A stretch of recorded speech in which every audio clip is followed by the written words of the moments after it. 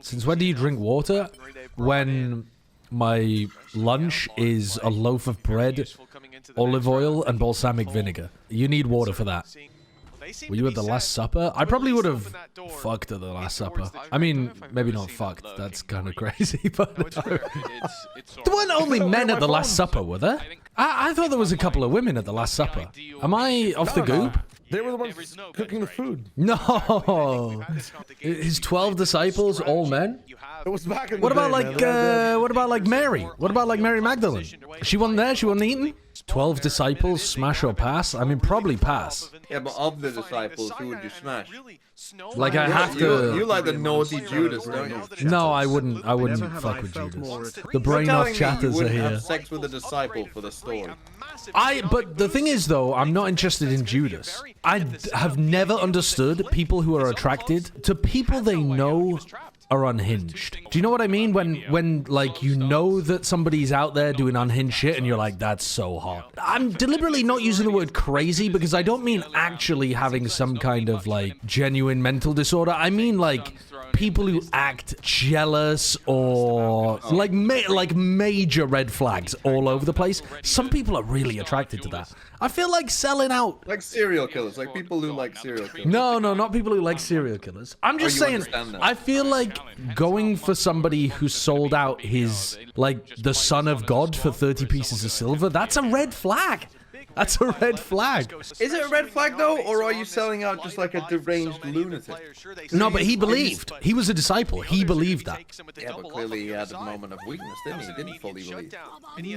I think he still believed. I just think he was like, well, money's money, isn't it? There's no way you actually believe that you're selling out the Son of God. That's because that would never be worth 30 pieces of silver. Imagine inflation. 30 pieces of silver was probably worth a huge amount back then. Yeah, but is it worth, like, if you really believe that he's the Son of God, is it worth invoking the wrath of God? Well, I mean, God's a bit temperamental, isn't he? In the New Testament God? Forgive and forget, isn't it? Old Testament God, you're gonna get turned into like a fucking bucket of salt or something. Google says that would only be worth $90 to $450. There's no way. I mean, that's not taken into account purchasing power in the year AD 30.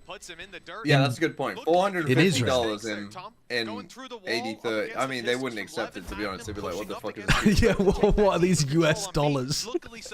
What is the United States? Who's the fuck is this? Who's this head? There's actually no way that Judas was selling out Jesus for like a Switch. At its lowest level, that's like a Switch game. That would make the story funnier, I think. What if he just wanted the fame? To be the guy that sold out Jesus? Yeah, what if he knew about the Lady Gaga song that was coming up and shit? If he knew about the Lady Gaga song that was coming up, what Lady Gaga song? About Judas. Right? Right, yeah. He knew he'd get immortalized. To be fair, though, he did. Like, name the other disciples. Name all of them. Matthew, Mark, Luke, John, fucking... Another John, another Luke, Zacharias, Peter, famously, Thomas. I'm just naming fucking names. I mean, I don't know for sure. Exactly, but you know Judas. If I got everyone to name the disciples, Judas would probably be the most famous. Yeah. Random are English names? English names? What are you talking about? Incredibly difficult when you talk about having all of that preach. What's funny about that is they've got it backwards. Like those names are because of that. That's just so funny. I looked it up, and there's actually a lot of doubt over whether Judas believed he was the Son of God or not. I mean, that is wild. Because you are right. Like, that's not very much money if you really do believe. Anyway, Party Pandas, thank you for the 7 months. Swift on Blitz, thank you for the Prime. Morally. No, it's not. It's not about the morals. It's not about the morals. It's that some people are attracted to partners that they know will fuck their lives up. There is something alluring to some people about someone who's just going to fuck with them. They want their life to be ragdolled by some big titty goth girl who's gonna go through their phone and break down in jealous. Picking defense side on Lotus without exactly. I'm saying I'm not attracted to that. I'm attracted to emotional stability. So I wouldn't be going for Judas, is my point. But I feel like Judas is like the roller coaster, you know, you're going for a nice little thrill. Like you're not trying to get end game with Judas, but you're trying to have a fun night. But you're giving the counter argument here that I've never understood. You can have fun. Okay, like I'm playing devil's. I guess Judas is advocate right now. This is BBL's map pick. No doubt they're coming in very well prepared. Why don't you understand that? Like you're just going for the one night. You just want the one crazy night. You're not in it for the long game. You're here for one night. But it's not just one night, is it? They normally hang around for a while, and it's a lot of it. It's a lot of like. Maybe. It's a lot of. When you ego peak 1v3, why are you doing that? Like when you make an ego play in Valorant, why? Because I won the dopamine when I hit the shot. Exactly. It's the same thing because you played your whole life.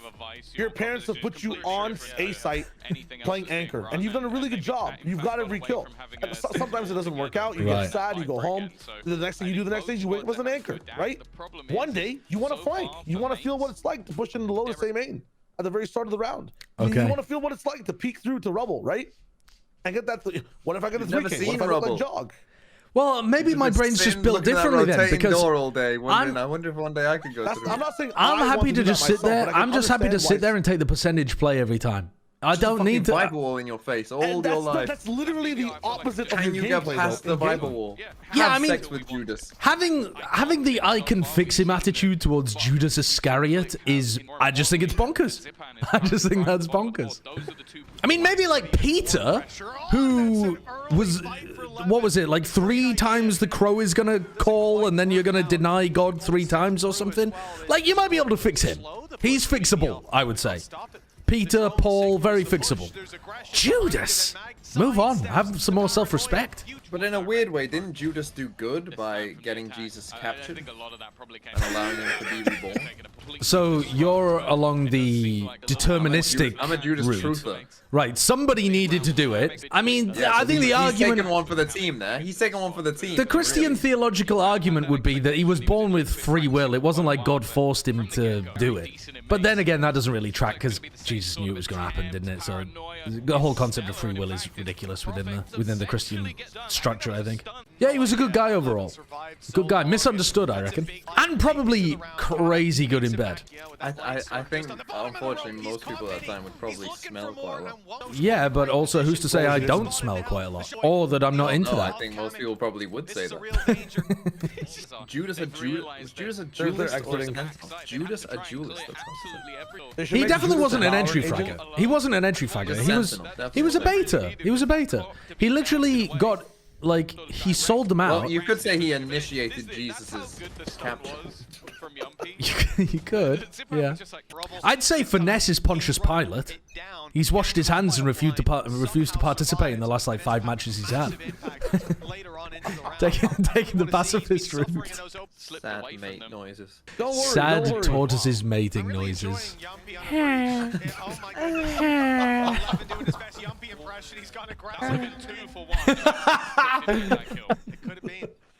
I love the reverb sound effect. I think there's so many good things you can do there.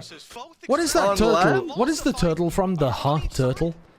Is that from Over the Hedge or something? It's from some like Disney movie, isn't it? No, the hot turtle's like literally from like a nature doc type shit, no? No, not the ones that are actually fucking. Someone said yes over the head. I mean, you know the heart emote.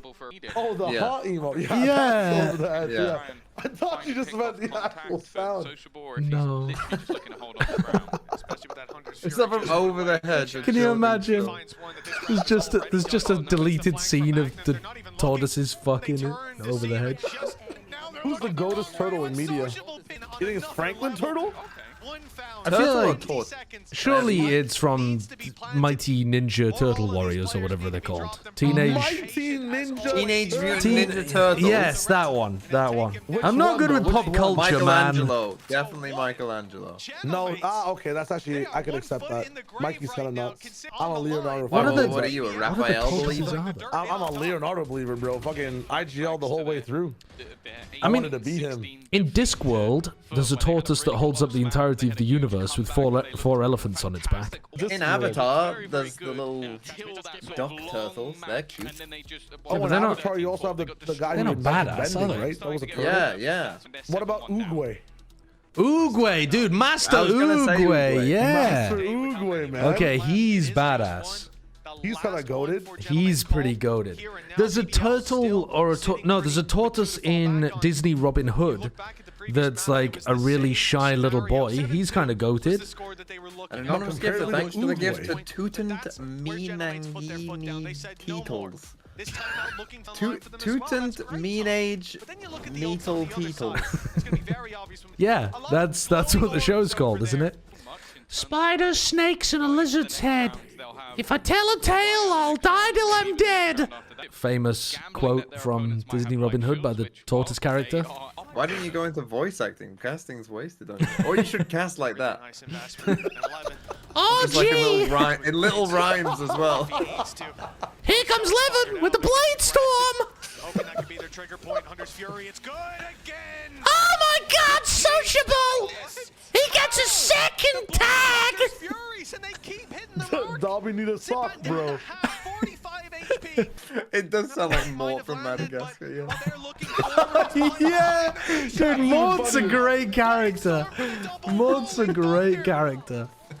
What's a classic Mort line? Oh, look at Amelia. That's King Julian, though. All hail King Julian. Madagascar's a great one. They really cooked with that movie. The 2 didn't fall off either. No, number 2. Dude, where the fucking giraffe is in the hole, and King Julian's like, you are a sad little head. He's talking to the giraffe the whole time like he's just a fucking disembodied head. I don't know. They also have you seen the Christmas version of Madagascar? I think it's called like Merry Madagascar or something.